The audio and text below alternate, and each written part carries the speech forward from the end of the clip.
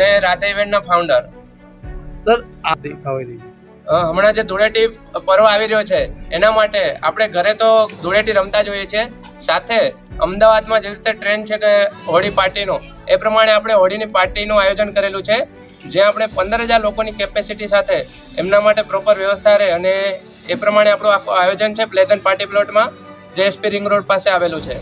આપણે આવી રીતે હોળીઓનું છેલ્લા 4 વર્ષથી આયોજન કરીએ છીએ, જેમાં અલગ અલગ જે પ્રમાણે વર્ષ કંઈક ને કંઈક નવું આવે એવી રીતે અપડેટ કરતા રહીએ છીએ અને આપણે આયોજન કરતા રહીએ છીએ. આ વખતે આપણે આપણી હોળીની અંદર ઇન્ટરનેશનલ આર્ટિસ્ટને બોલાયા છે, સાથે જ એની અંદર ઘણી બધી એવી પ્રવૃત્તિઓ છે જે આ વખતે અમદાવાદમાં આપણે હોળીમાં પહેલી વાર થવાની છે. સાથે એની થીમ પણ આ વખતે ક્યારે પણ આવી રીતે અમદાવાદની હોળીમાં થઈ નથી, એ ટાઈપનો આખી થીમ રાખી છે. આપણે જે રીતે મેં તમને કીધું કે મેં 10,000 થી 15,000 પર્સનને ટાર્ગેટ કર્યા છે, તો એના માટે મેં જે નોર્મલ 1-2 પાર્કિંગ હોય છે એવું નહીં, આપણે વેન્યુ પાસે 3 પાર્કિંગનો અમે ઓલરેડી 4 વ્હીલર અને 2 વ્હીલરનો વ્યવસ્થા થઈ જાય એ પ્રમાણેનો આપણે વ્યવસ્થા કરેલ છે. સાથે સિક્યુરિટીમાં આપણે સીસીટીવી કેમેરા તો બધી જગ્યાએ છે જ, પણ સાથે ત્યાં કને આપણે 35 બાઉન્સરની ટીમ સાથે લેડીઝની ટીમ પણ આપણે સાથે રાખેલી છે.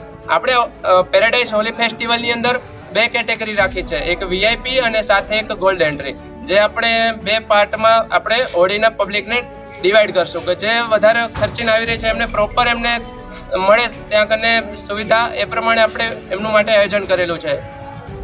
આપણે હોળી ઇવેન્ટની શરૂઆત 9 વાગે થઈ જશે, 9 થી આપણે 3 વાગ્યા સુધીનું પ્લાનિંગ કર્યું છે. આમાં કોઈ સારી એવું કોઈ જો પ્રથમ નંબર કે એવું કોઈ તમારા તરફથી કોઈ ગિફ્ટ કે કોઈ રાખવામાં આવેલું હોય તો?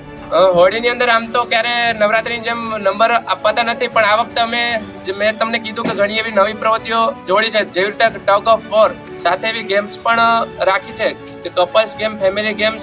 તો એની અંદર જે વિનર હશે એને 100% અમારા જે સ્પોન્સર છે એમની પાસેથી ઘણા બધા ગિફ્ટ્સ એમ પર મળ્યા છે, એમને અમે ગિફ્ટ તરીકે રાખવાના છીએ. ઓકે.